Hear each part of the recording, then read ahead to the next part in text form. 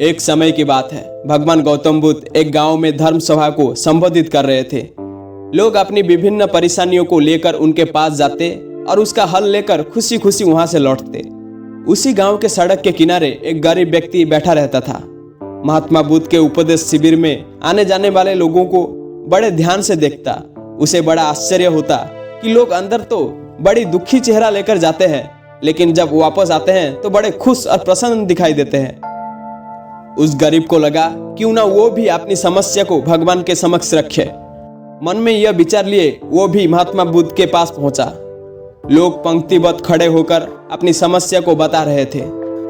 जब उसकी बारी आई तो उसने सबसे पहले महात्मा बुद्ध को प्रणाम किया और फिर कहा, भगवान, इस गांव में लगभग सभी लोग खुश और समृद्ध है, फिर मैं ही क्यों गरीब हूं? इस पर उन्होंने मुस्कुराते हुए कहा, तुम गरीब और निर्धन इसीलिए हो क्योंकि तुमने आज तक किसी को कुछ दिया नहीं है। इस पर वो गरीब व्यक्ति बड़ा आश्चर्यचकित हुआ और बोला, भगवान, मेरे पास भला दूसरों को देने के लिए क्या होगा?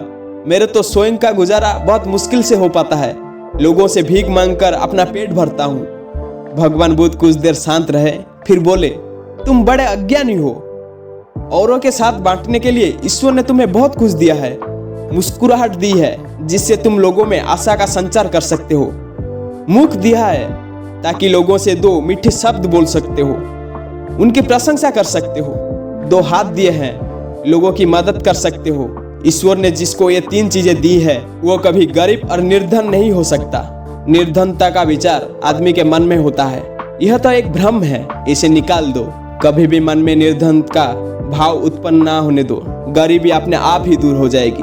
भगवान बुद्ध का संदेशा सुनकर उस आदमी का चेहरा चमक उठा और उसने उस उपदेश को अपने जीवन में उतारा, जिससे वो फिर कभी दुखी नहीं हुआ।